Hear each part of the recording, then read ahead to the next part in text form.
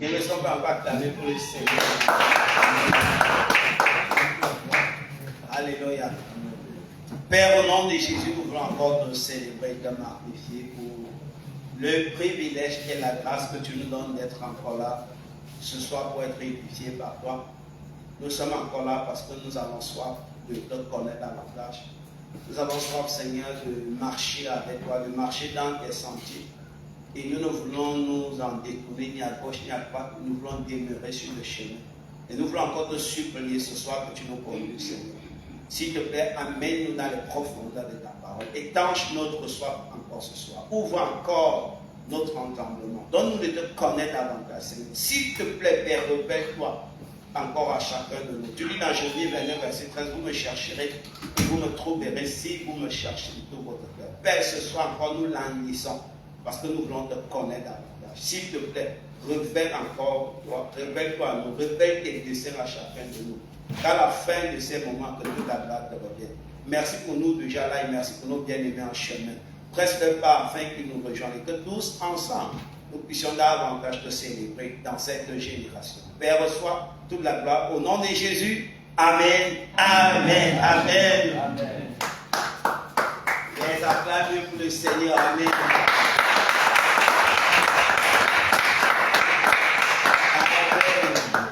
Papa dit qu'est-ce qu'il y a, ça va? Bien, mais avant de commencer, vous savez, le téléphone de papa dit là nous aide beaucoup. Qui est d'accord? Amen. Amen. Ou qui n'est pas d'accord? Qui est d'accord? Après la rentrée, là, chacun va me donner une contribution. On va acheter un bon téléphone. On met là pour filmer. Non, c'est déjà clair. C'est un bon téléphone qu'il a. Amen. On veut se voir plus bon. On veut se voir plus bon. Amen. Amen. Vraiment, après la rentrée, c'est dit maintenant, parce que la rentrée arrive. Amen. Amen. Donc, dès que la rentrée commence, là,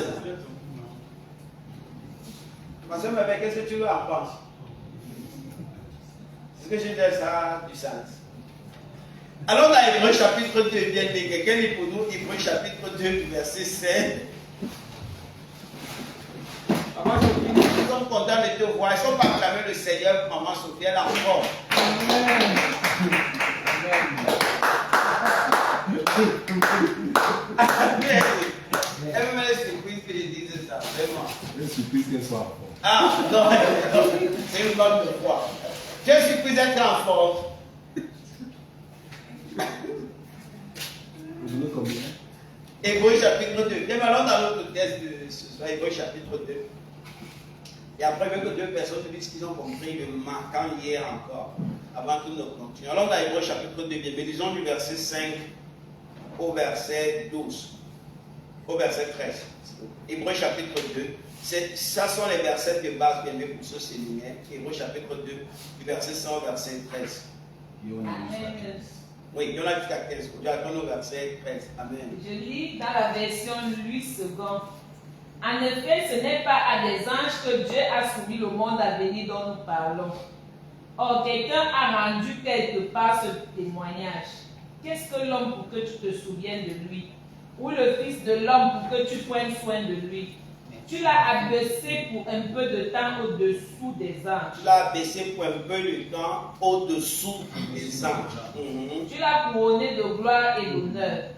Tu as mis toutes choses sous ses pieds. En effet, en lui soumettant toutes choses, Dieu n'a rien laissé qui ne lui fût soumis. Cependant, nous ne voyons pas encore maintenant que toutes choses lui soient soumises. Mais celui qui a été abaissé pour un peu de temps au-dessous des anges, Jésus, nous le voyons couronné de gloire et d'honneur à cause de la mort qu'il a souffert, afin que, par la grâce de Dieu, il souffrit la mort pour tous. Il convenait en effet que celui pour qui est parti sont toutes choses et qui voulait conduire à la gloire beaucoup de fils, éleva à la perfection par les souffrances de prince de leur salut.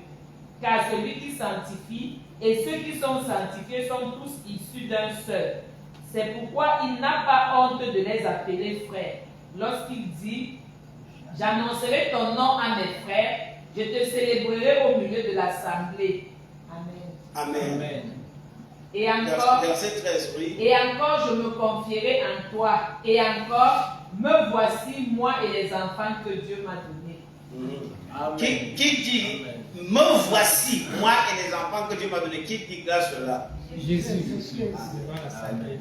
Mais hier, nous sommes en train de parler de le monde à venir n'a pas été soumis aux anges. Ça veut dire que le monde présent a été soumis aux anges.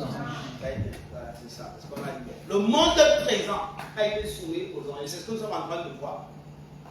C'est pour lui que Jésus, en entrant dans le monde, il a lui-même été abaissé au-dessous des anges. Parce que c'est les anges, en fait, qui ont l'autorité. Mais on va voir quand ils ont l'autorité. Amen. Amen. Et le monde à venir sera soumis à Christ. Et nous avons dit hier, d'entrée de Dieu, les vainqueurs auront autorité sur les nations. Est-ce qu'on a lu ce verset hier? Je vais bien l'expliquer. Mais Apocalypse 2, verset 26. Lisons encore ce verset. Vous voyez bien que les vainqueurs auront autorité sur les nations. Bien aimé, quand tu es en Christ, tu n'es pas n'importe qui. Vraiment, ça veut dire que si tu comprends que quand je suis en Christ Jésus, je ne suis pas n'importe qui. Même si mon père, ma mère, tout le monde entier m'abandonne, je ne suis pas n'importe qui. Amen. Amen. Apocalypse 2, verset 27, dit quoi? Oui. À celui qui vaincra et qui gardera jusqu'à la fin mes œuvres, je donnerai autorité sur les nations. Je donnerai quoi? Autorité sur les Nations. à celui qui vaincra. Il va donner autorité. Il va donner autorité sur les nations. Est-ce que n'importe qui peut avoir autorité sur les nations? Même sur une nation. Est-ce qu'on peut donner autorité à n'importe qui? Non. C'est que si Jésus dit que celui qui veut donner autorité sur les nations, c'est qu'en Christ Jésus, tu n'es pas n'importe qui. Voilà pourquoi l'apôtre prenait le temps dans 1 Corinthiens 6 pour expliquer au bien de nous.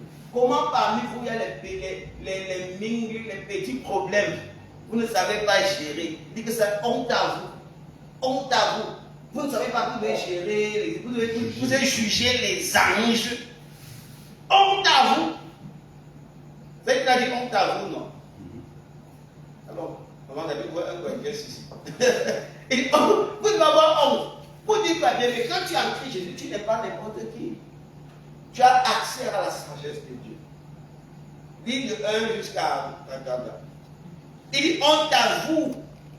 Bien, mais quand tu es en Christ Jésus, quand tu es devenu chrétien,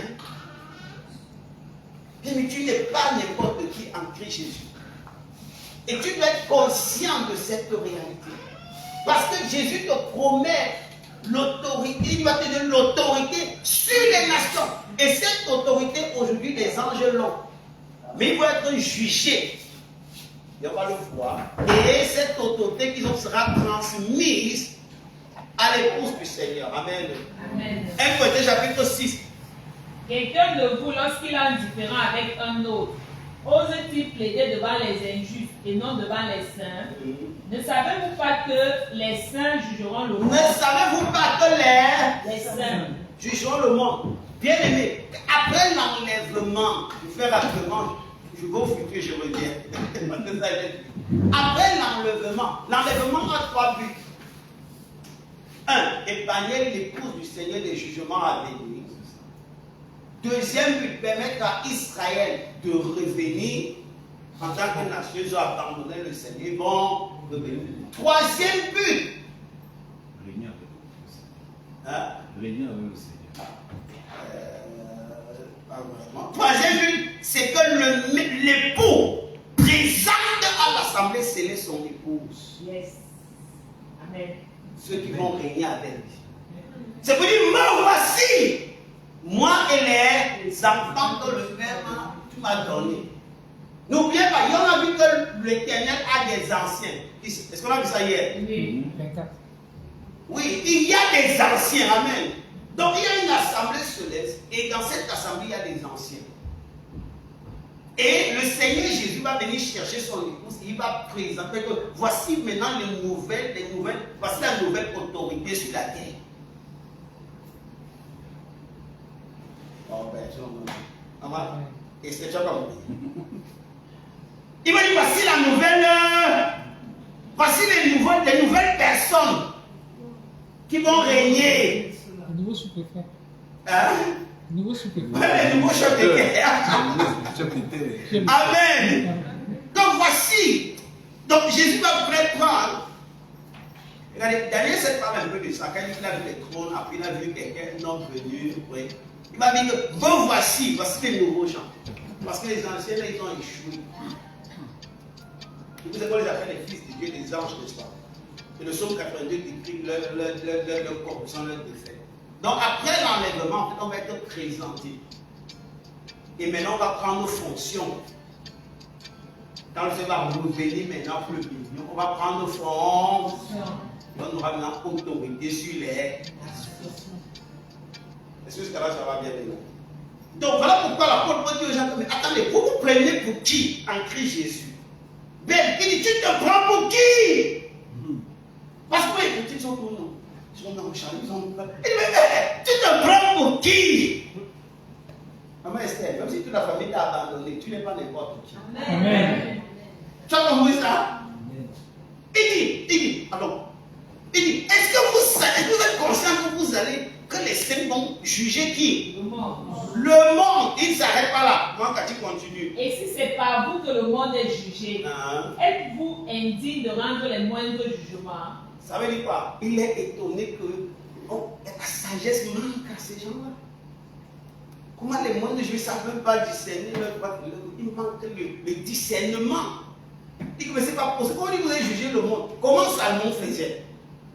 Salomon, on voit la sagesse à l'établir Salomon. Mais il faut évaluer, comme il y a des problèmes parmi vous, vous ne savez pas gérer. Vous allez voir les tribunaux et les juges. Pourquoi faire? Vous n'avez pas honte. Attends, il n'a pas pris que honte. Continuons. Ok, verset 3. Oui. Ne savez-vous pas que nous jurons des anges? Oh, c'est ici l'intégrant. Ne savez-vous pas que nous Jurons les anges. Mais les anges qui ont rendu l'autorité là, ils vont venir.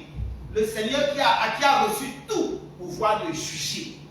Mais le Seigneur va le faire avec une classe de personnes qu'on appelle son épouse. Amen. Amen. Amen. Les gens vont venir aussi en jugement. Et l'apôtre pas eu cette révélation. Il ne savez-vous pas que vous allez les juger? Mais tu n'es pas n'importe qui. Amen.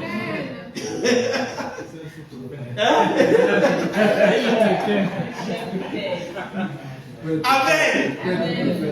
Allons-y. Il dit quoi? Et nous ne jugerions pas à plus forte raison les choses de cette vie. À plus forte raison, nous ne jugeons. Frère, dans tout lieu que tu te places, quand un chrétien n'est pas un homme de paix, les gens ne voient pas les problèmes dans la famille comme ça. On dit que nous allons voir Belle là. Allons voir Maman Kati là. C'est pas oui qu'on voit là. Quand tu vas sortir la solution, tu vas dire que ça, l'onction de Dieu là. Regardez ça. Ouais, les gens comme Salomon juste nous montrent un peu comment nous devons fonctionner. Amen. Amen. Tu peux voir Salomon avec n'importe quel problème. Salomon te regarde comme ça. Vous vous rappelez les mamans qui ont tué le bébé là? Salomon regarde. L'autre dit que c'est mon bébé. C'est mon bébé. Salomon regarde. Apportez-moi une épée là. On va couper en deux. Avec une fois. Et quand il est sérieux, il regarde. Et il met là son plan. Oh, aïe, aïe, aïe.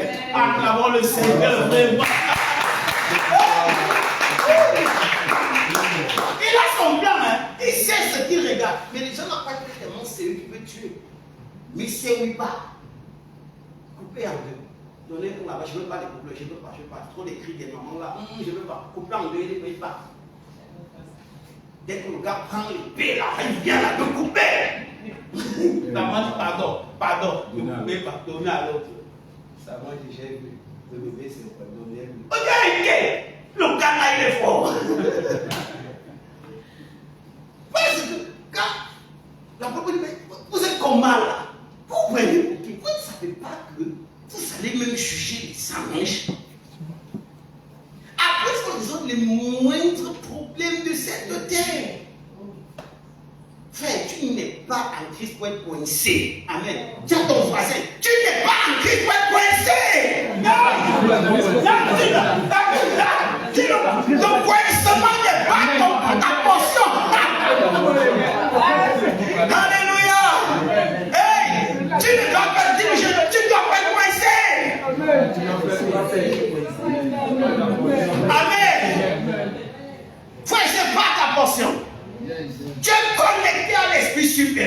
Amen. J'aime bien quand on dit les derniers que le Saint-Esprit, c'est l'esprit excellent. L'esprit supérieur. Amen. Tu es connecté à l'esprit supérieur. Amen. Et ce Saint-Esprit, il vit en toi, frère. L'esprit supérieur, l'esprit excellent.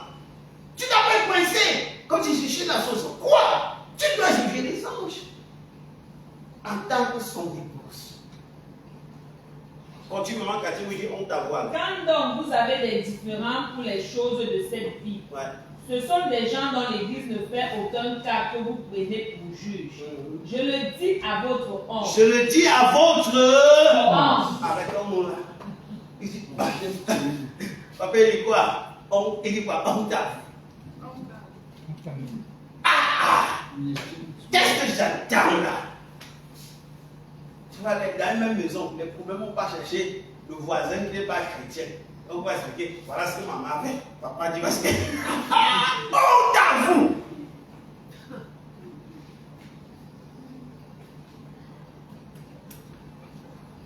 Et devant, on va voir la caractéristique de cette classe d'hommes et de femmes là dernière. Amen. Amen.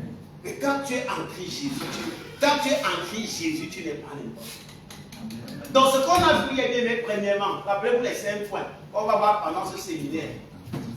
C'est que, il y a des veilleurs dans ce monde. Amen. Amen. Il y en a même qui a des veilleurs. Dans Daniel chapitre 4.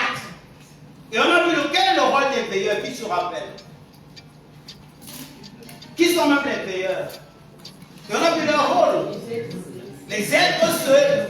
Parce que quand l'autre là a vu Nebuchadnezzar faire la vision d'un veilleur, que j'ai vu un veilleur, un saint, descendre d'où? Des cieux. Très bien. Et le rôle des veilleurs là. Et qu'est-ce qu'il a dit? La sentence avec quoi? Voici la sentence, le décret des.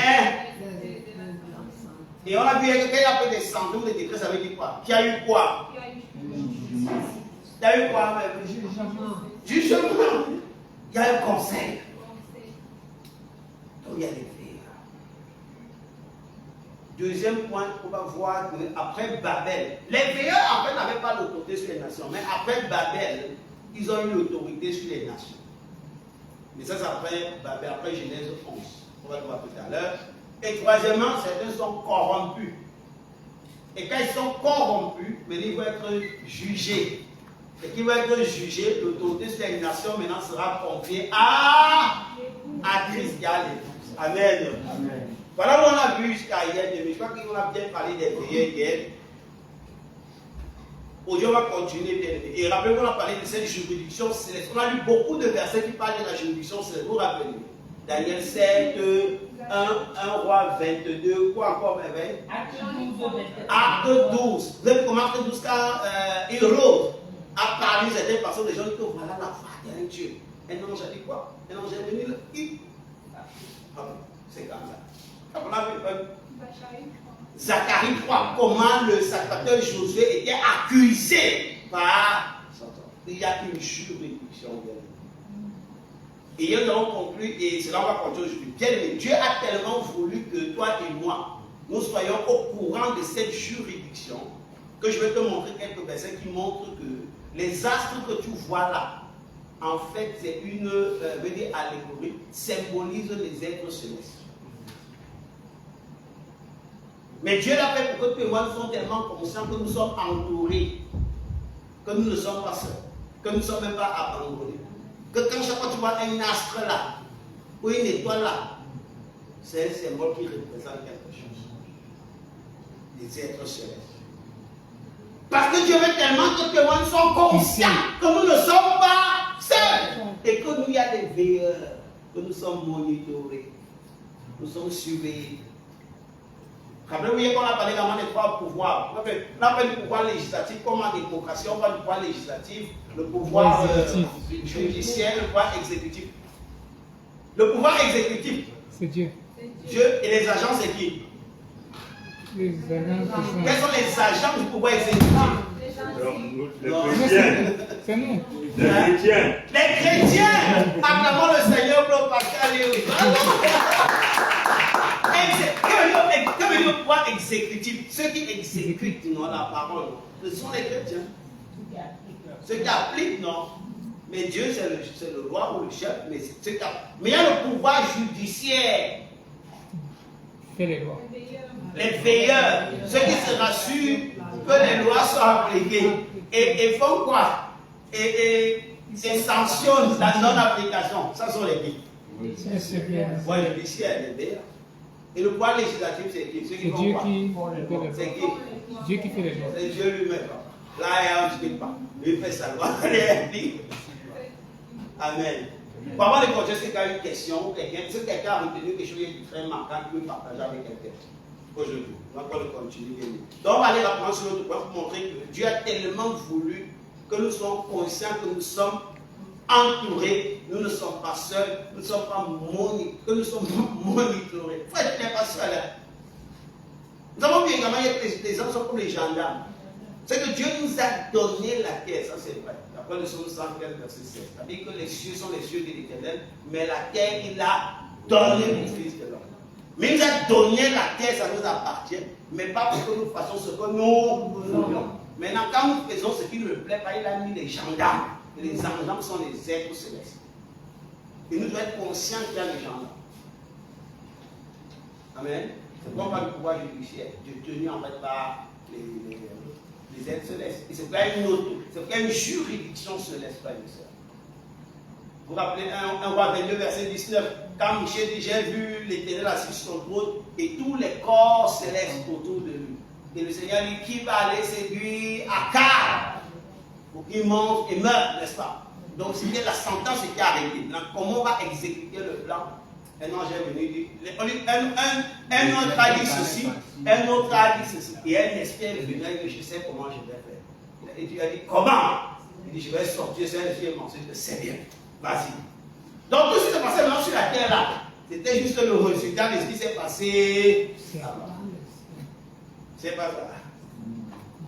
Et nous devons être conscients de cela, bien aimés. Et même certaines personnes peuvent traverser des situations, même dans notre temps, dont le jugement a commencé là. Amen. Avant de continuer, est-ce que quelqu'un veut nous partager quelque chose, bien aimé, que je n'ai pas dit en rappel? Non, je voulais poser un peu une question. Mais je te parlais hier. Seulement dans le résumé. Oui, pose la question. Mais je veux de la. Vas-y, pose la question. En ce temps. Ouais. Bien aimé, bonsoir. Bonsoir. Ma question est celle-ci.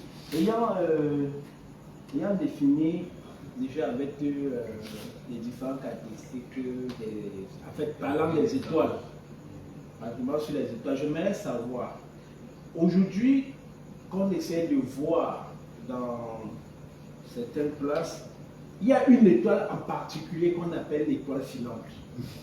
J'aimerais savoir sa caractéristique concrète. Elle symbolise quoi? Je ne sais pas si on peut avoir un élément de réponse. D'accord. Merci bien. Papa, je fais toujours des très bonnes questions.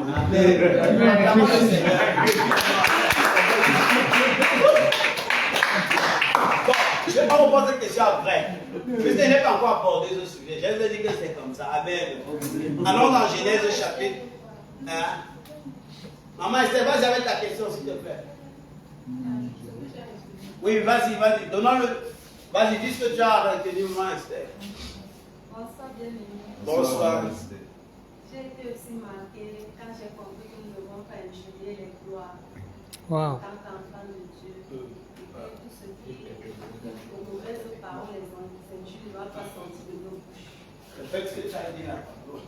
J'ai aussi retenu que nous ne devons pas injurier les gloires en tant qu'enfants de Dieu.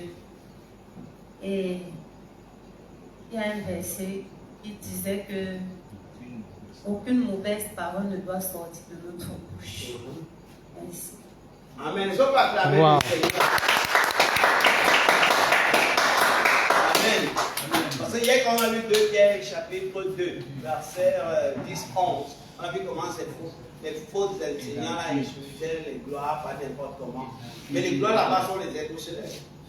Et Pierre dit que, alors que les anges qui sont plus puissants que nous ne portent pas de propos injuriés, c'est ça. On est également vu dans Jude 8. 8 à 10. 8 à 10. Dieu le 8, 10, n'est-ce pas? Comment l'archange Michel lui-même, quand il contestait avec Satan, le corps de Jésus n'a pas prononcé de pourquoi le juger.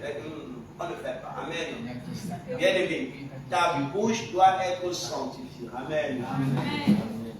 Ta pensée sanctifiée. Ta bouche sanctifiée. Tout ton être sanctifié. Amen. Il faut honorer les paroles. Oui, maman Cathy. Ok. Comme ce que j'ai aussi retenu, en fait, ce qui m'a marqué, c'est dans Genèse 1, verset 25 à 26, où la Bible dit que la terre a été donnée à l'homme. Mais hier aussi, on nous a dit que c'est vrai, la terre a été donnée à l'homme, mais elle est sous la supervision des anges. C'est ça. Amen.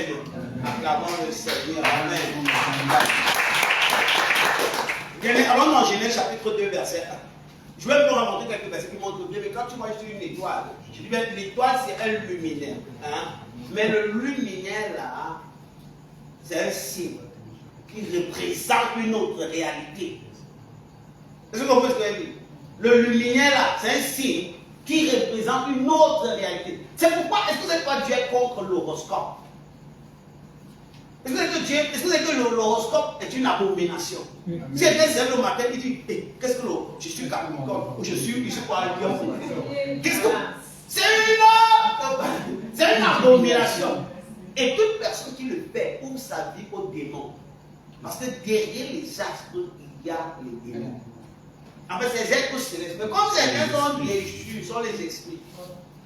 Ouais, tu le fais, tu ouvres ta vie au démon. C'est la prophétie de Satan en fait. Déjà, au lieu de chercher la parole de Dieu pour marcher avec, tu veux une parole pour ne pas lire, tu ne peux pas prêter. Tu dis, qu'est-ce que c'est? Satan te donne sa parole, il dit, voilà. Je suis taureau, je suis Capricorne. Genèse 2:1 dit quoi? Ainsi furent achevés les cieux et la terre et toute leur armée. Quand on parle de leur armée, l'armée de quoi ici? L'armée de quoi? Ainsi fut achevé le ciel et la terre et toute leur, dont l'armée céleste et l'armée terrestre. On est d'accord? Mais l'armée céleste, c'est quoi?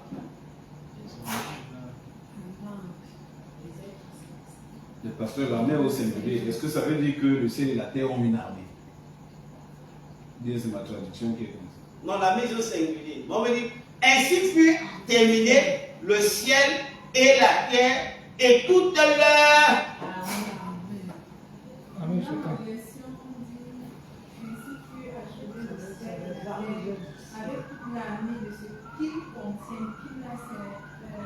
Les deux.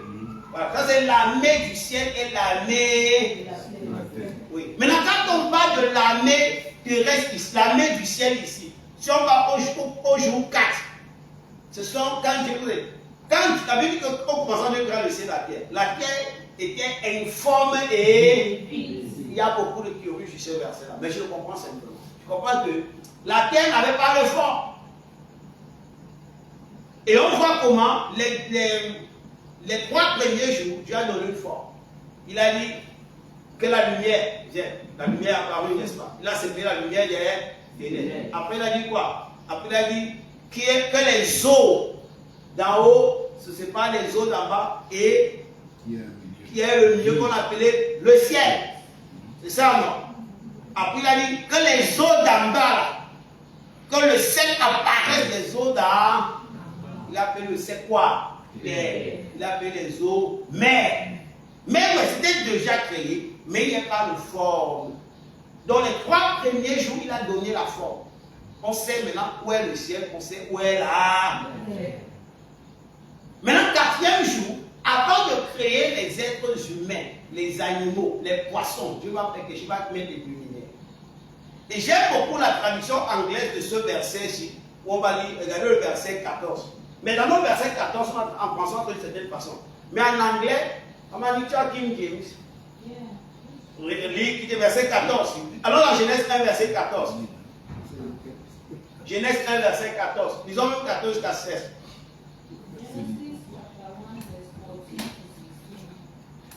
And God said, let there be lights in the firmament of the heaven to divide the day from the night, and let let them be for the signs and for seasons and for days and years. Si vous pouvez comprendre ce que c'est déjà en anglais. Let them be for signs, virgule, seasons, virgule, days and years. Créons le même pour qu'il soit un, des signes. Deux, des saisons. Mais il faut qu'il soit des signes de quoi? Quand la Bible parle de signes, si vous cherchez le mot signe, là, où ça apparaît? Vous allez voir, par exemple, que quand l'arc-en-ciel a apparu dans Genèse chapitre 9, tu as dit que c'était un signe. La circoncision était un. Ça veut dire que ce sont des éléments que nous voyons, mais qui traduisent une autre réalité. C'est ça. Amen. Donc les étoiles aussi, c'était des signes. Ce sont des signes. On les voit comme ça, mais il y a une autre réalité derrière. Maintenant, quelle réalité? Quand la Bible va parler, donc c'est après ça qu'a dit qu'ainsi peut créer la terre, le ciel et toute leur armée. Parce qu'on a mis ça dans le ciel. Et après leur armée, c'est vrai que l'armée du ciel est aussi utilisée quand on parle des anges. Ou bien quand on parle des corps célestes. Pourquoi les étoiles là? Ils ont encore quelques versets. Bon, je vous donne rapidement quelques versets qui confirment avant que je ne vienne encore continuer. Donc dans Apocalypse 9 par exemple. 9, 1 et 2. Apocalypse 9, verset 1 et 2. Apocalypse chapitre 9, verset 1 et 2.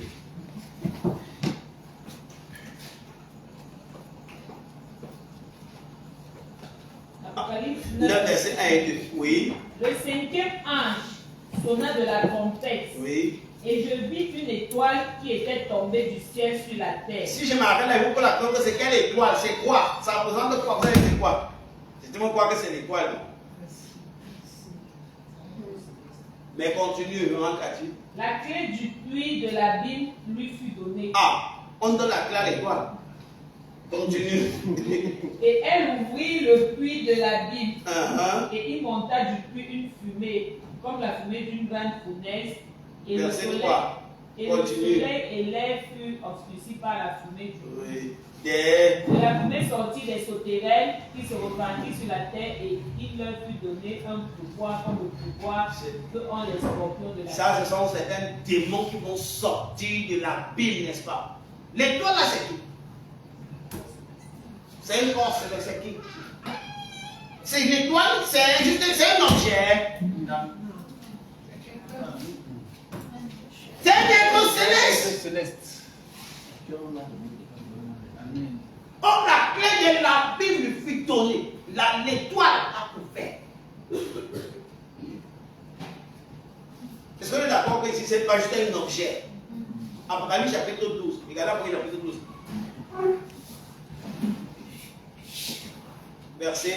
Regardez versets 3 et 4. Un autre signe parut encore dans le ciel. Et voici, c'était un grand dragon rouge, ayant 7 têtes et 10 cornes, et sur ses têtes 7 diadèmes. Sa queue entraînait le tiers des étoiles du ciel. Sa queue entraînait le tiers des quoi? Des étoiles du ciel. Ce sont les étoiles que nous voyons là. Bon, le dragon ici, c'est qui?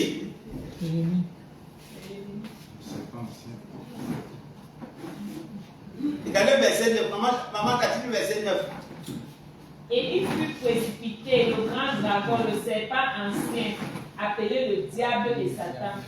Celui qui séduit toute la terre, il fut précipité sur la terre et ses anges furent précipités. C'est qui? Ses anges. Donc quand on parle des étoiles précipitées sur la terre, sa queue là, c'est qui? Avant les passages, avant les continuer, j'espère que vous êtes au courant que les anges n'ont pas les ailes. Ah, je savais, là, vous regardez toujours. Ah, comment ça? Ah, mais ça, c'est les dessins. Laissez les dessins au dessin. Il y a des types ça qu'on l'a défini avec les anges, comme les chérubins, les séraphins. Mais les anges dont nous parlons ici, là, les insectes n'ont pas les. C'est quoi la Bible d'Hébreux 13, verset 1? Il faut les confondre. Très bien. Exercer l'hospital. Quelques-uns enlèvent les anges, ont reçu chez eux les anges sans le savoir. Un ange vient avec les ailes. Tu vas pas le voir. Mangati, blanc, blanc. Dans les dessins animés, blanc, blanc avec les ailes. Tu vas voir que ça, c'est un ange. Quand on dit que le diable a les cornes là, hey, c'est dessin animé. Si tu n'as pas les cornes. Oh, mais c'est ça, est-ce qu'il y a des versets qui la Bible décrit aussi Jésus avec les cornes? Tu sais ça? Oh, allons dans le chapitre 4. Regardez le verset 6. Avant que on vienne ici. Attends-moi un verset. Après chapitre 4, verset 6. Alors, pour voir marquer 4, verset 6. Mais le diable peut venir devant toi là. Un ange déchu peut venir devant toi comme ça. Il a une tête, il est beau, tu dis que alors quelqu'un vraiment, il ne peut pas. Apocalypse 4, verset 6. Apocalypse quoi? 5 plutôt. 5, après 5, verset 6. Et je vis au milieu du trône et des 4 êtres vivants, et au milieu des vieillards, un agneau qui était là comme immolé. Un agneau parlant de qui? De Jésus. Très bien. Il avait 7 cornes. Il avait quoi? 7 cornes. Si Jésus, tu vois l'agneau avec 7 cornes. Oui. C'est l'esprit. Mais ne pas la cause. Que quoi? Qui sont les 7 esprits de Dieu envoyés? Mais ça c'est quoi? Ça c'est 7 yeux. Ça c'est 7 yeux qui sont les 7 esprits de Dieu. On dit qu'il avait 7 cornes et 7 yeux. Mais ça c'est symbolique, n'est-ce pas? Donc on dit aussi que le diable a la queue, a les cornes là. Les dessins ils vont te mettre, les films vont te mettre un homme avec. Ça c'est film ça. Hein? Un ange va apparaître devant toi, un ange déchu, il est. Oh, c'est un monsieur respectable. Mais c'est un démon. Ah. Mais quand on parle des cornes, oui, papa Christ, vas-y. Je voulais juste préciser bien que ça ne doit pas nous pousser à banaliser les images qu'on donne de Satan et des cultes qu'il y a derrière. Parce que justement, il ne faut pas avoir d'image. Ce n'est pas parce qu'on décrit Satan pas comme quelqu'un ayant 2 cornes que les gens qui font des cultes sataniques avec des objets qui ont 2 cornes, on va banaliser en disant que non, on a dit que ce n'est pas ça. Non, ce sont des symboles. Non, ce sont des symboles. Mais il faudra qu'en réalité, ils ne vont pas venir comme ça. Amen. Maintenant, quand on parle des cornes, c'est la puissance d'exécution. C'est comme que 7 cornes, oui. La puissance d'exécution. C'est pas par exemple qu'on définit la bête et le dragon. Vous allez voir que quand on parle de la bête, on va dire que le diadème est sur les cornes de la bête. Alors qu'on appelle le dragon, on va dire que le diadème est sur la 7 têtes. C'est sur cette tête. Parce que la tête, c'est la puissance pensante. On va dire la 7 têtes, alors que la bête, on va dire la 7 cornes, ou 2 cornes avec la couronne. Vous voyez ça là. N'est-ce pas? Abraham a vu l'ange éternel venir, les 3 hommes. On parle de 3 êtres humains. Il n'avait pas les hommes. Amen. Ouais. Oui, mais oui, allons-y. En fait, moi j'ai eu une expérience une fois. J'étais dans ma chambre et j'avais comme une vision. Et j'ai vu comme mon grand assis sur une chaise en face de moi. Et j'étais couché sur le lit. Et à ce moment, je luttais avec un démon et mon grand frère était juste assis devant moi et il me parlait.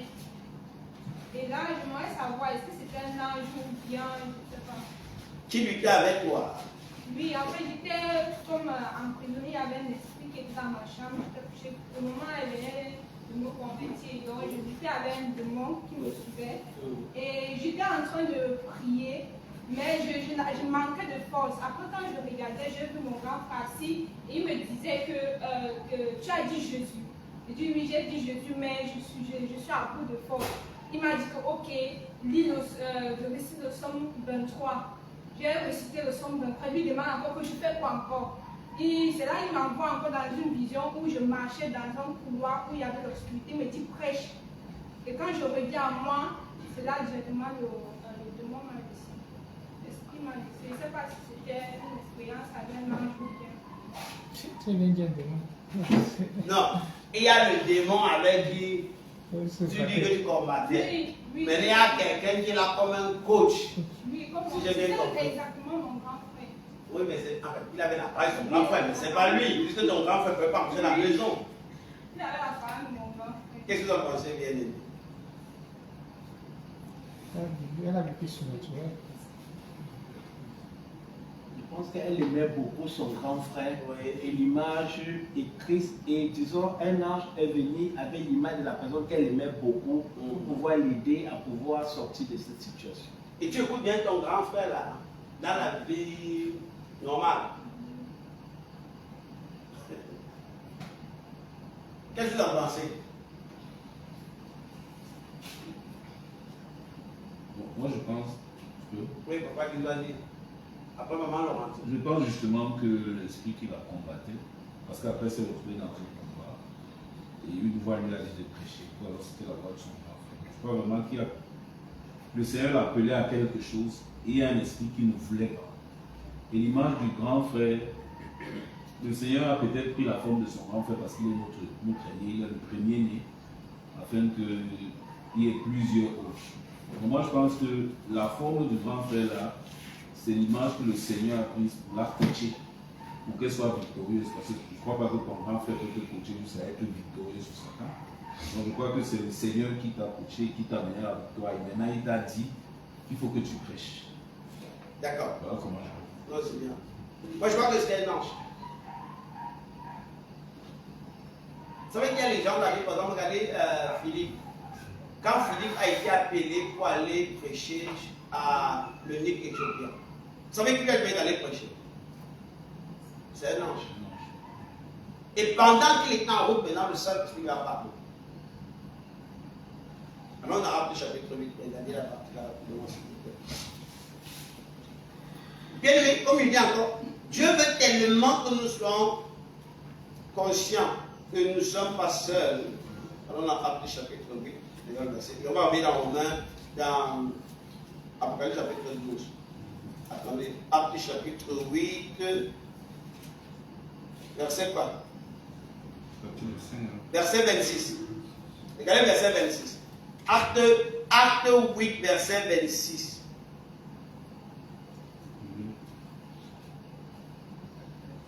Tu n'as pas la partie là, moi. Si, c'est ça. Disons alors, on dit quoi? Regardez pour nous alors, Acte 8, verset 26. Acte 8. Acte verset 26. Puis l'ange du Seigneur parla à Philippe en disant, lève-toi et t'en vas vers le midi au chemin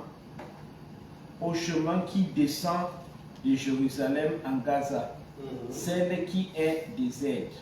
Verset 27. Regarde verset 28. Maintenant, regardez le Saint-Esprit. Verset 28. Verset 28. S'en retournait assis dans son chariot et il lisait le prophète Isaïe. Verset 29. Et l'Esprit dit à Philippe. L'Esprit dit à Philippe. Donc Philippe ici, c'est bon mon frère Justin. Philippe ici est éveillé. Et qui lui parle? Mais tu peux être en train de dormir, tu peux être dans une vision et tu vois un ange. Je ne vais pas forcément que ce soit Jésus, parce que ce que c'est Jésus apparaît, l'éclat de sa gloire va faire que tu ne vas pas douter que c'est lui. Je crois.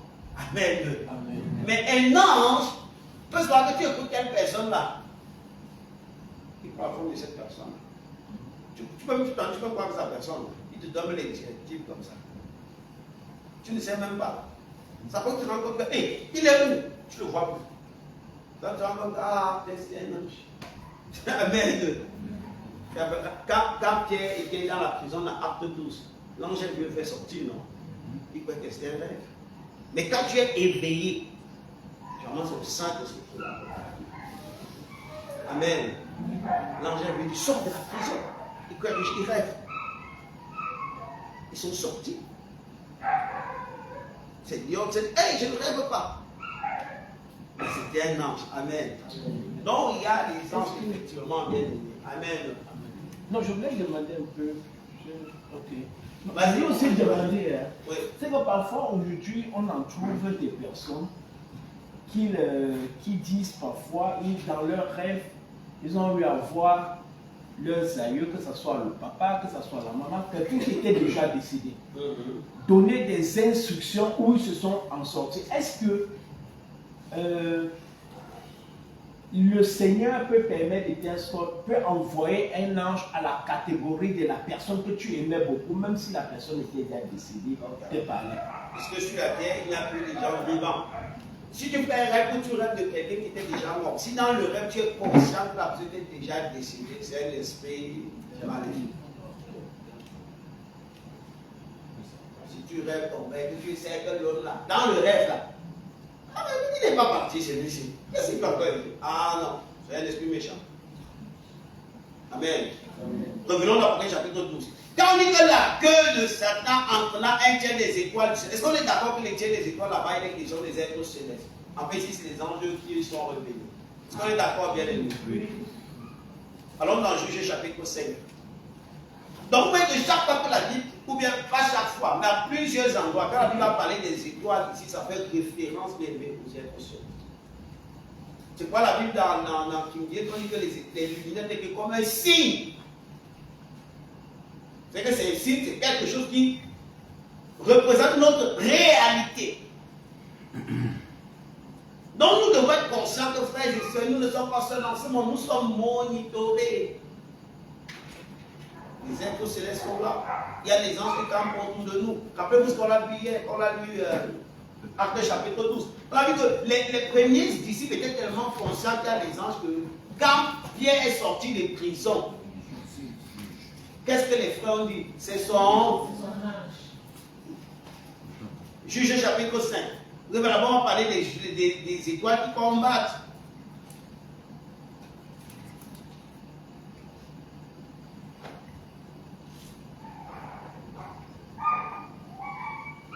Vous avez donné le verset. Attendez. Tu as trouvé comment Cathy alors? Juge chapitre 5. Oui, dis verset 20 alors. Oui, verset 20, c'est ça, très bien. Des cieux ont combattu. De leur sentier, les étoiles combattirent contre Sisera. Les étoiles ont combattu contre Sisera. Dans Ésaïe 14, on connaît comment les 5 jeux de Satan. Il dit, je monterai au ciel, je m'assirai au-dessus des étoiles de Dieu. Ésaïe 14, non? Il dit, je m'assirai au-dessus des étoiles de Dieu. Job 38, verset 7. Vous voyez qu'on parle des étoiles de Dieu, des dieux là-bas. Ce n'est pas juste les luminaires. Les luminaires sont les signes qui représentent une réalité. Et je crois que Dieu a voulu ainsi, parce que Dieu a d'abord mis ces luminaires avant de créer maintenant les hommes, les animaux. Dieu veut que nous soyons conscients que bien aimés, nous ne sommes pas seuls. Et que nous sommes unités. Job 38, verset 7. Job 38, verset 7, oui. Alors que les étoiles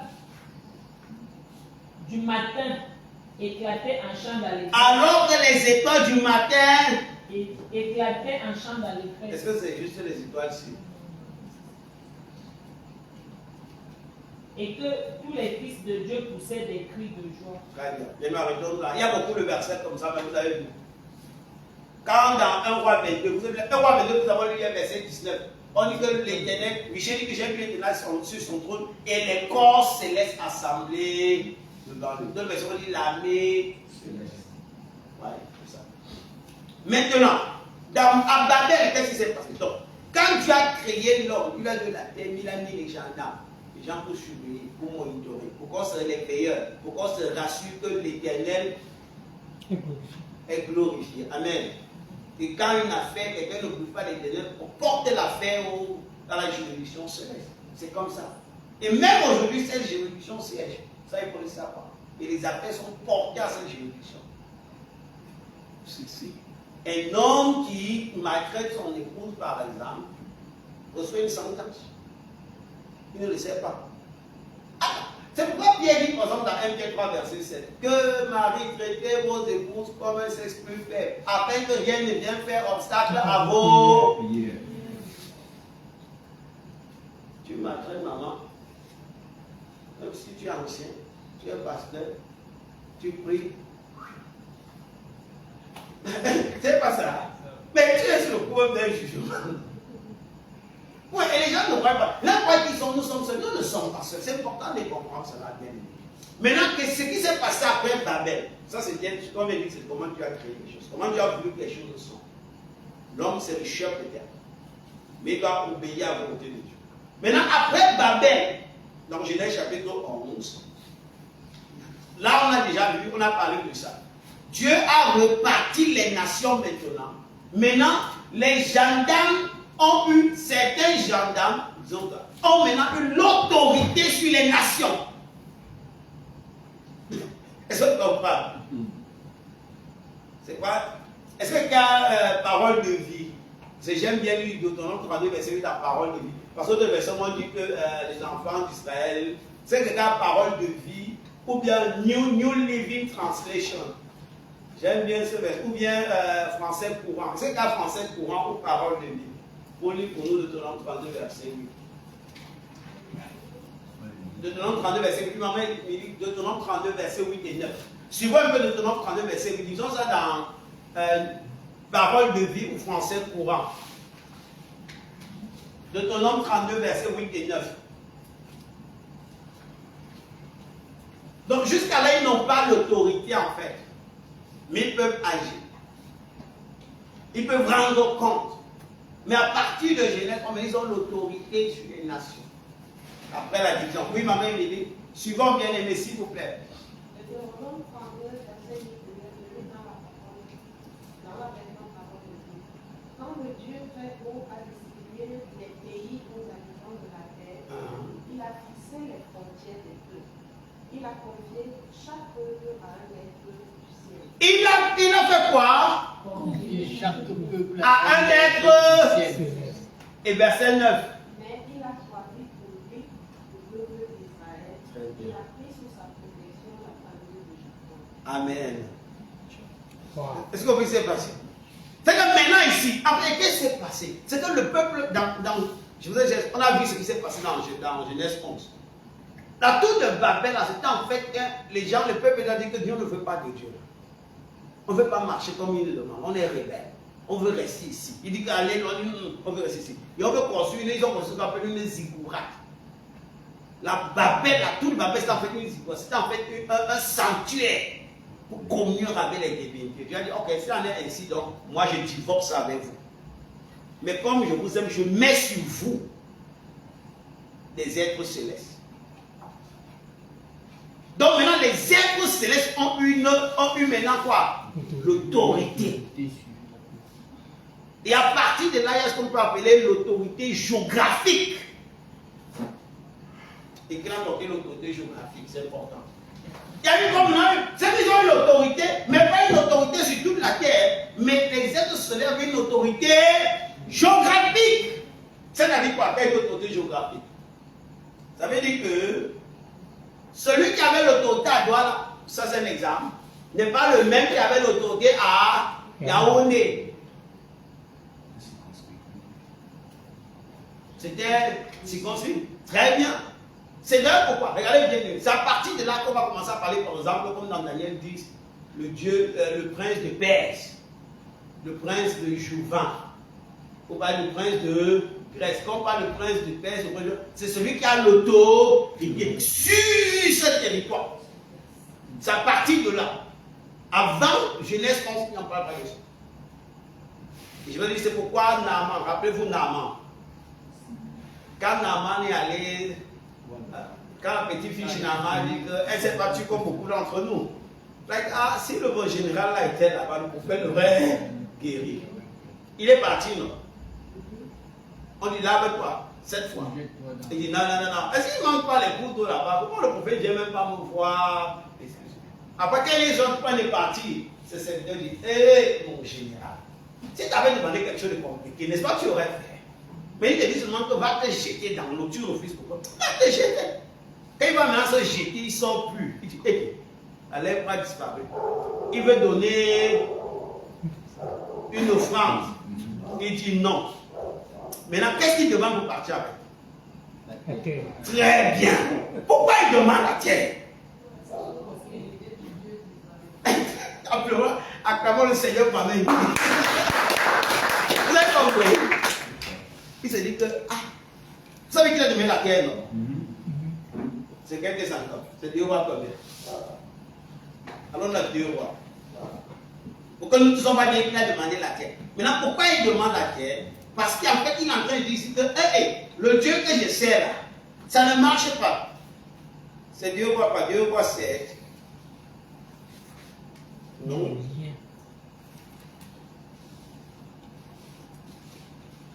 C'est 2 rois 5. Oui, 2 rois 5. Alors dans 2 rois 5, bien aimé. Regardez, je vais juste montrer le terrain. Alors Naaman dit, regardez verset 17.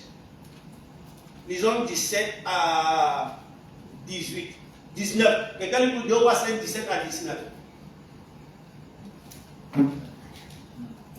17 à 19, 2 rois 5. Naaman dit, oh, je te prie, ne pourrait-on point donner de cette terre à ton serviteur la charge de 2 mulettes, car ton serviteur ne fera plus d'holocauste ni de sacrifice à d'autres dieux, mais seulement à l'Éternel. Oui, ton serviteur ne fera plus d'holocauste, plus de sacrifice à d'autres dieux, seulement à l'Éternel. Il demande dans la terre. Oui. Verset 18. L'Éternel veille pardonner ceci à ton serviteur. C'est que quand mon maître entrera dans la maison de Rimon pour se prosterner là et qu'il s'appuiera sur ma main, je me prosternerai dans la maison de Rimon. L'Éternel, dis-je, veille me donner le pardon quand je me prosternerai dans la maison de Rimon. Verset 19. Et Élisée lui dit, va en paix. Ainsi étant parti, d'autres de lui, il marcha environ quelques petits espaces de pays. Amen. En fait, pourquoi il demande la terre, maman, quand tu as suivi, pourquoi il demande la terre?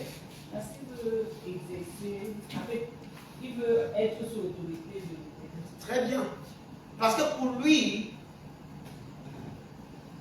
Dieu Dieu du prophète. Le Dieu du prophète, comme son Dieu, a un territoire. Et on ne l'adore que sur le territoire. Comme il va partir là, il faut que même là-bas, où il va partir, il faut qu'il soit Une connexion. Donc il faut la terre. Vraiment une connexion. Amen. Amen. Parce que c'est ça. Donc après Babel, il y a la circonscription. Oui, maman. C'est peut-être que sur ce texte que les gens s'appuient pour la terre au village. Oui, bien sûr.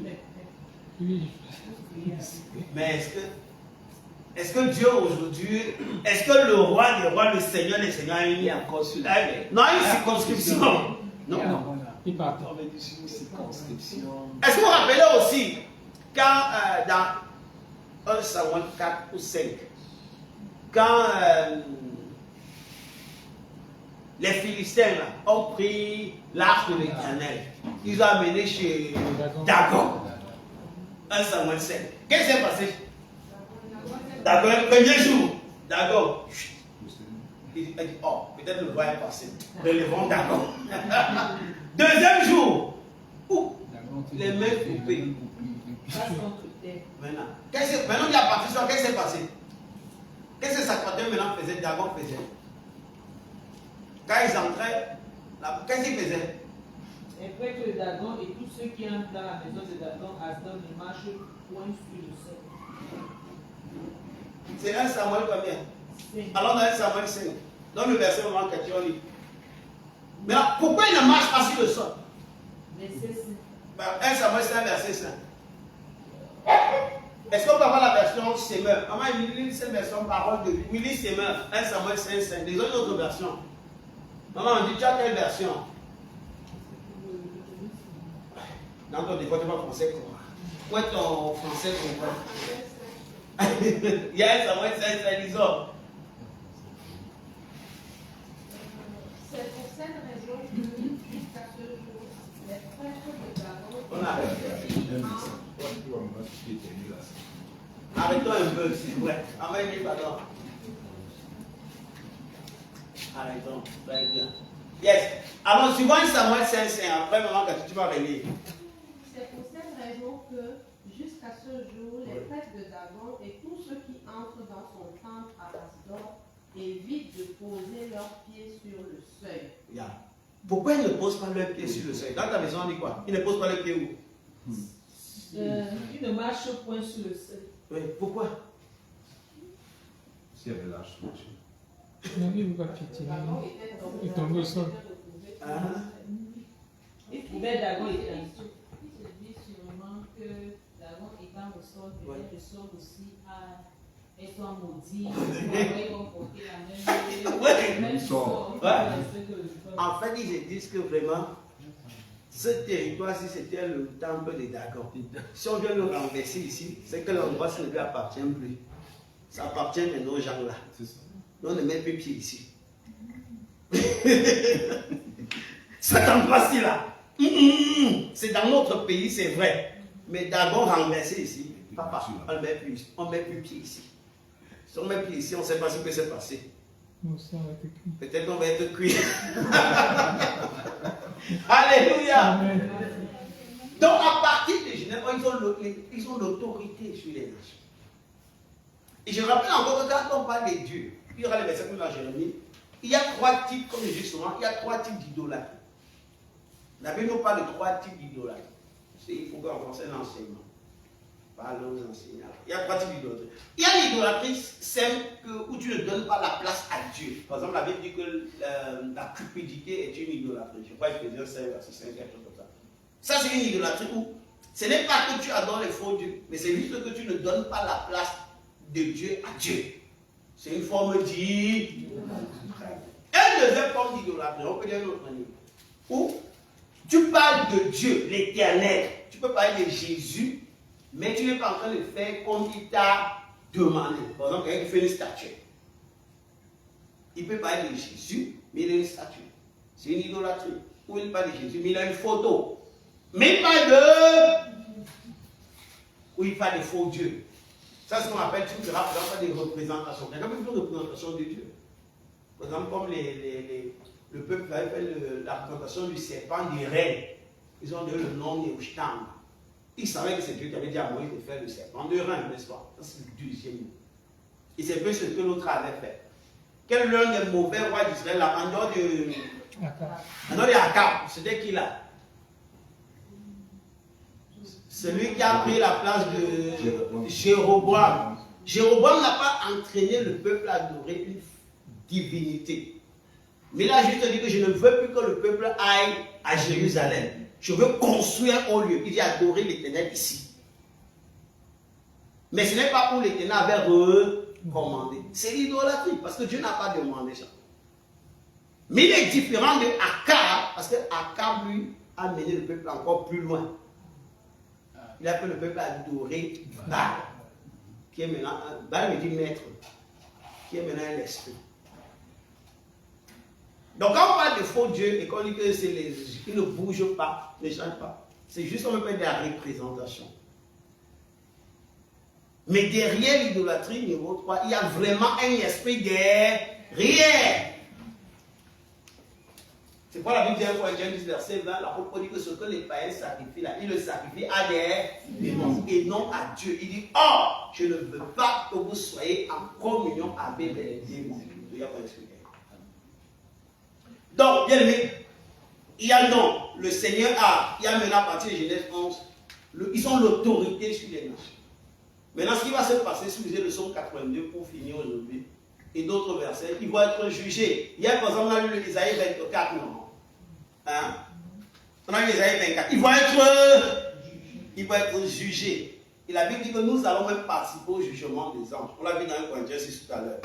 Et quand ils vont être jugés, maintenant, bien aimés, ils vont aussi être traités sévèrement. Parce que la Bible dit que l'enfant a été préparé pour le diable et ses anges.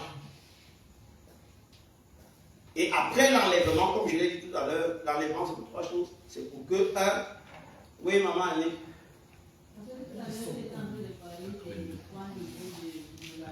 Oui. parlons plutôt à des entités. Est-ce que vous avez compris le trois niveaux d'idolâtrie? Je crois que le troisième, c'est vraiment plutôt aux entités célestes. Le deuxième, regardez par exemple les deux premiers commandements. Allons dans Exode 20. Regardons les deux commandements. Le premier commandement dit quoi? Tu n'auras pas d'autre Dieu devant un. Deuxième commandement, c'est quoi? Tu ne feras pas de représentation. Donc, quand quelqu'un fait une représentation, mais il parle toujours de Dieu et de Jésus. C'est l'idolâtrie. Mais il continue à parler de Jésus. Il a l'image. Par exemple, vous comprenez ce que je veux dire? Quelqu'un peut avoir l'image, il parle de Jésus. Comme certains courants. Est-ce que c'est l'idolâtrie? Oui. Mais là, il n'est pas forcément en train. En fait, il ouvre une porte à sa vie au démon. Ça, c'est clair, n'est-ce pas? Mais il n'est pas en train de dire que je veux adorer les démons. Il est même peut-être ignorant, il nous apporte aux démons. C'est comme les gens qui font l'horoscope. Hein? Oui, j'ai vu. Il y a des gens qui font l'horoscope, c'est-à-dire qu'ils ne savent pas qu'ils se connectent aux démons. Tu vois. Maintenant, il y a des gens qui disent que, ça le niveau 3, je veux me connecter à démons. Ce qu'il a dit, c'est que je suis en train d'invoquer une divinité. Il le sait. C'est pas le cas de Jéroboam. Jéroboam, en fait, ne voulait pas. Est-ce que Jéroboam voulait qu'au peuple n'adore pas l'Éternel? Si, il voulait que. Il voulait ou il ne voulait pas? Il voulait que le peuple Dieu adore a fait l'Éternel. demander qu'on n'aille pas à Jérusalem. Il voulait qu'on adore l'Éternel. Mais il voulait que si on n'aille pas à Jérusalem. Exactement. En fait, Jéroboam n'avait pas un problème de qu'on n'adore pas l'Éternel. Il voulait qu'il adore l'Éternel, mais il avait peur, il veut conserver sa royauté. Il dit que, si ce peuple rentre à Jérusalem, là, un jour, son cœur va se retourner à Roboam. C'est ça. Donc, qu'est-ce que je vais faire pour les empêcher? Rappelez-vous que parmi ceux qui étaient partis avec les Lévites, c'était une décision politique. Papa, il est très froid. C'est une décision politique. Et construisons un haut lieu. Donc, c'était gens qui vont continuer à faire exactement, j'imagine, la Bible ne nous a pas dit, mais ils vont continuer à faire exactement comme ça faisait au temple. Apporter des sacrifices, mais ce n'est pas ce que l'Éternel a demandé. Ils ne sont qu'au lieu qu'il a demandé. Mais lui, il a peur. Que si on peut aller là-bas, son cœur va se retourner à Roma. Et je vais perdre ma royauté. Alors que c'est Dieu qui lui a donné. Donc Dieu te donne quelque chose, tu veux le conserver par les moyens du diable. C'est ce qui s'est passé. Mais il ne voulait pas, son souci n'était pas, je veux connecter ce peuple à Baal. Non, il n'a pas fait. Maintenant, quand Akab est venu, c'est son père, je crois que son père s'appelait Omri. C'est le père d'Akab d'abord, Omri, je crois. C'est lui qui a légalisé ce que Jéroboam a fait. C'est lui qui a vraiment construit, qui a normalisé. Là. Maintenant, quand Akab vient et qui prend maintenant Jézabel, l'étranger. Jézabel dit, non, je vais te montrer qu'il y a un Dieu là. C'est que Akab amène le peuple plus loin. Ils adorent maintenant Baal avec Astarte. Et si vous voyez, regardez la vie de Jézabel. Je crois qu'on a parlé tout à l'heure d'après du matin. La fille de Jézabel, vous regardez la fille de Jézabel. La fille de Jézabel s'appelait Athalie. Elle allait épouser un roi, le roi de Juda, un roi de Juda. Vous allez voir les mêmes caractères de sa mère. Mais Athalie a découpé, a tué tous ses petits-fils pour prendre pour être reine. C'est qu'elle veut le pouvoir. Elle a une pour tuer tous ses petits-fils. Tous ses petits-fils. Mais et c'est là où Josaphat a fait l'erreur. Comme Josaphat s'était mis en alliance avec Akab, il a épousé un de ses fils, c'est Jotham, a épousé donc Athalie. On avait le même esprit. Vous dites qu'en fait, quand vous regardez comment Athalie s'est comportée, comment Josaphat s'est comporté, vous voyez qu'il y a un esprit dégagé. C'est un esprit. Amen. Donc c'est ça. Donc quand on parle de divinité là, Ce n'est pas juste comme dire que c'est les statuettes en fait. Ce que je veux expliquer. Parce qu'il y aura des versets, la Bible Dieu va dire que le peuple a fait des idoles qui ne parlent pas. C'est pour dire que oui, le peuple a fait des idoles qui ne parlent pas. Parce qu'en fait, il n'avait pas d'abord le désir d'abandonner l'Éternel. Par exemple, regardez le veau d'or dans Exode 32. Quand ils font le veau d'or, il faut bien servir Dieu. Mais ça, Moïse l'a sorti, nous ne le voit pas. Faisons des veaux d'or, faisons un Dieu qui marche avec, faisons un Dieu que l'on voit ici. Et quand ils font le veau d'or, si vous regardez bien, Aaron va dire quoi? Demain, faisons une fête en l'honneur de qui? De l'Éternel. Donc ils ont fait le veau d'or, mais ils veulent continuer à faire une fête en l'honneur de l'Éternel. Le mélange. C'est le mélange. Et c'est pourquoi vraiment on dit tout. Ces affaires de loin là. Bon, ce n'est pas le sujet aujourd'hui. Amen. Ne faites pas le mélange. Laissez les gens faire leur décoration, les papas, non, et tout. Là, il faut le manque de toutes ces choses-là. Amen aussi. Donc, à partir de Genèse 11, pour terminer, il y a eu maintenant comme les êtres ont eu l'autorité sur les nations. Et c'était une autorité géographique.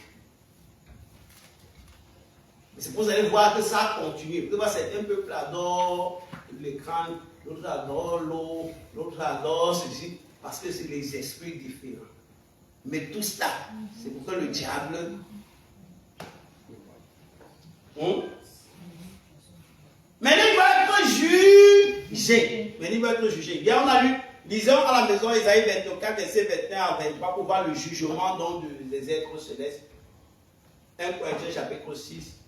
Et après, on va voir comment bien le Seigneur Jésus promène en plusieurs versets que à celui qui vaincra, je donnerai. On a lu, non, je donnerai autorité sur les nations. Apocalypse 2, verset 26. Je cherchais notre verset où il dit dans Matthieu. Isaïe 24, verset 21 à. Quelqu'un dit pour nous Luc 12, verset 8. Disons Luc 12, verset 8 pour finir pour aujourd'hui, bien aimé. Il est exactement là. On va arrêter. On va prendre une question, on va arrêter pour Dieu. Luc 12, verset 8. Notez aussi Matthieu 10, verset 32. Luc 12, verset 8. Il dit quoi, oui? Je vous le dis, quiconque me confessera devant les hommes, le Fils de l'homme me confessera aussi devant les anges de Dieu. Le Fils d'homme va le. Ça, c'est.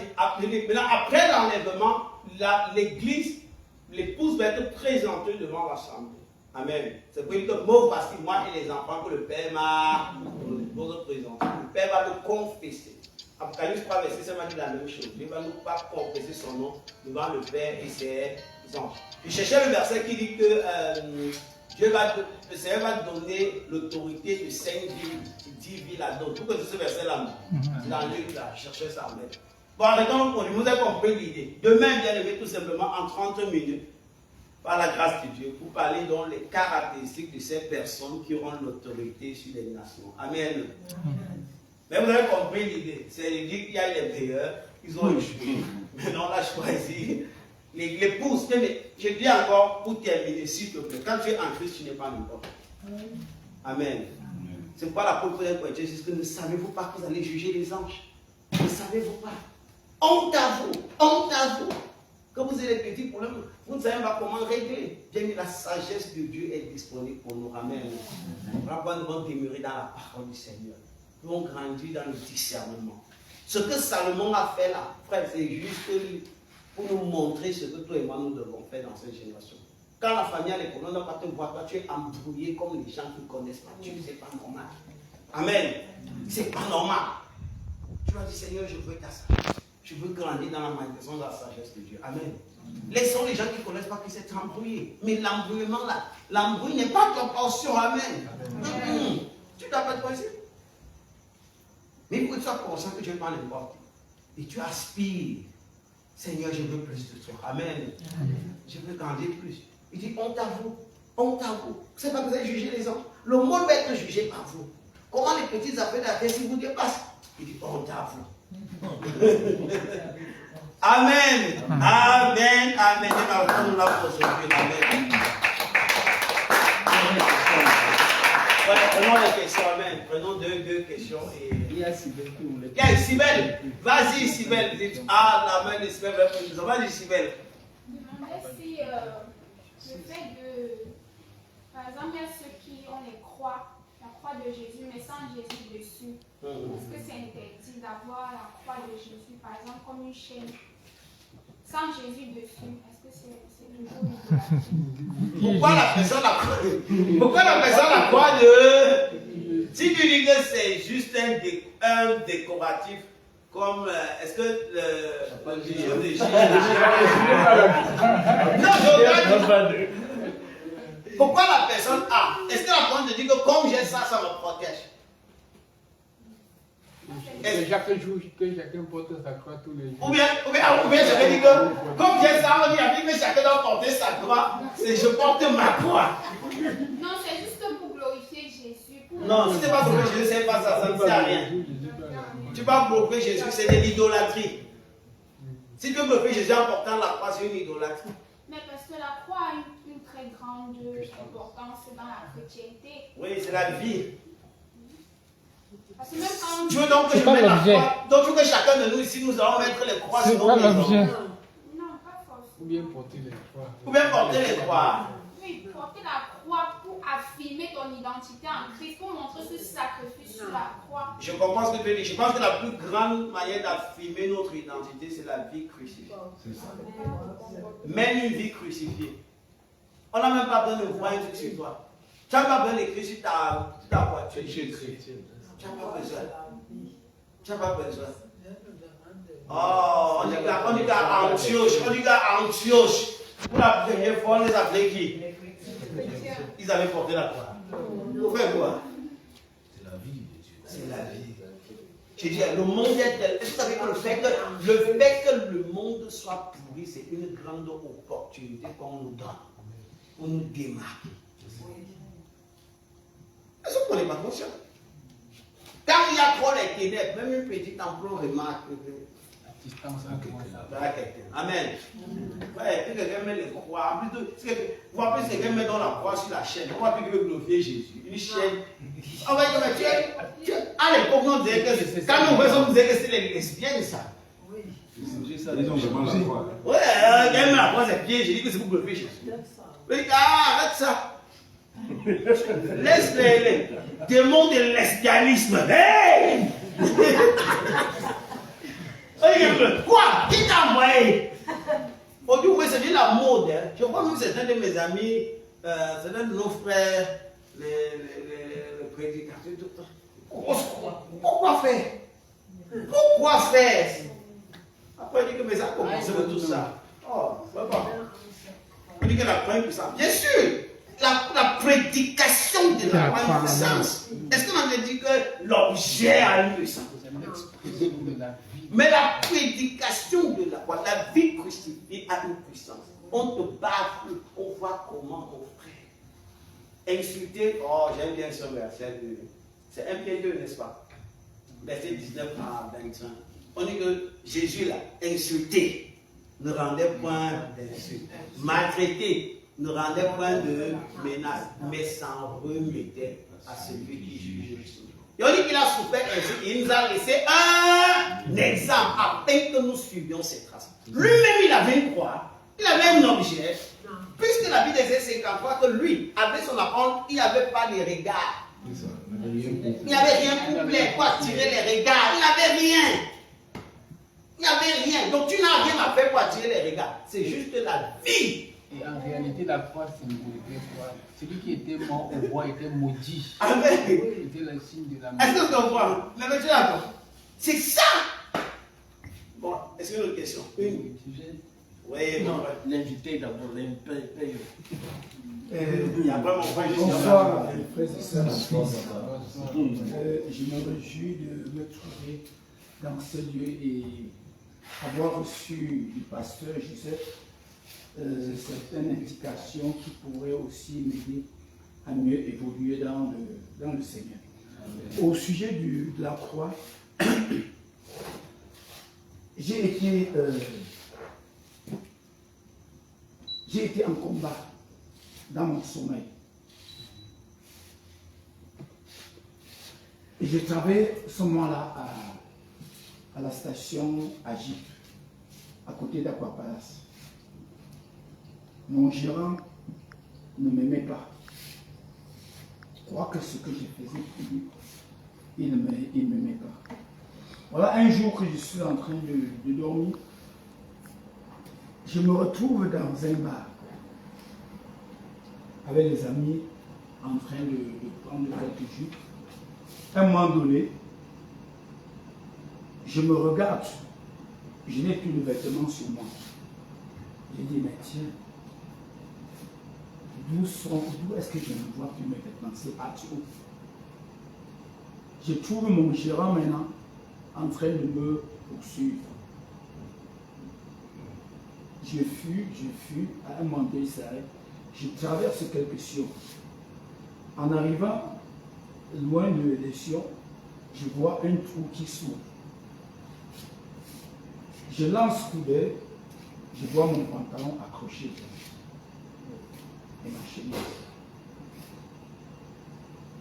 Je dis, mais tiens, qu'est-ce qui se passe là?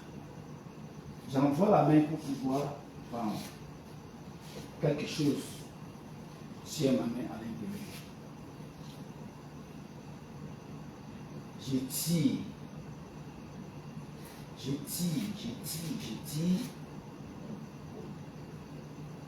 Juste à la sortie, je trouve qu'il y avait un serpent bois qui avait tenu mon sang. C'était très fort pour moi. Alors je n'ai pas pu m'en débarrasser de sa tête, sa gueule. J'ai tenu une croix placée sur l'œil du serpent bois. Quand j'ai tenu, ça scintille sur le serpent bois et j'ai crié au nom de Jésus. Tu ne peux rien faire contre moi. À un moment donné, il a lâché ma main et j'entends dire dans le trou, on est venu te vendre ici.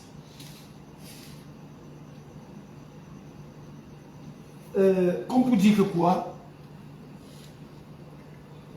La croix de Jésus, à travers la croix, le chrétien ne voit pas l'objet, mais il voit la personne de Jésus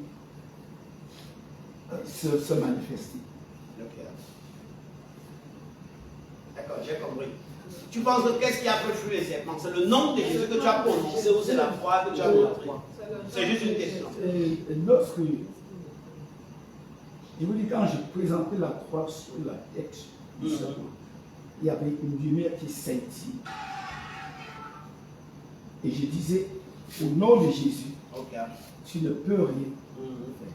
Et qu'est-ce qui a alors fait? Donc c'est la croix alors? Pour dire pour les deux. Pour dire qu'à travers la croix, il y a une puissance qui la personne d'une manière spirituelle, qui est la personne de Jésus, je ne vois pas l'objet, mais je ressens d'une manière spirituelle que Jésus a manifesté une puissance. Ce n'est pas l'objet. Ok, c'est bon. Maintenant, déjà, fais que ça c'est un rêve. Ah oui. Tu as une croix avec toi là maintenant? Oh, non, c'est une question. Bon, amen, amen. Vous savez, nous faisons que ce qui est écrit. Amen. Amen. Quand l'apôtre Paul parle de la prédication de la croix, il y a une puissance. Quelle folie pour ceux qui se périssent, mais pour nous, c'est une puissance. Il ne parle pas de qu'il faut chacun avoir des croix dans son sang pour se protéger. Il y a des gens qui ont ça, qui ont des, je ne sais pas le nom qu'ils donnent. Il y a des gens qui ont ça, et chaque fois là, mais nous croyons, vu la vie des apôtres, on dit sont les pionniers que Dieu a choisis pour nous montrer le modèle. Que quand on parle de la croix, c'est la vie crucifiée. Il faut montrer son genre. Amen.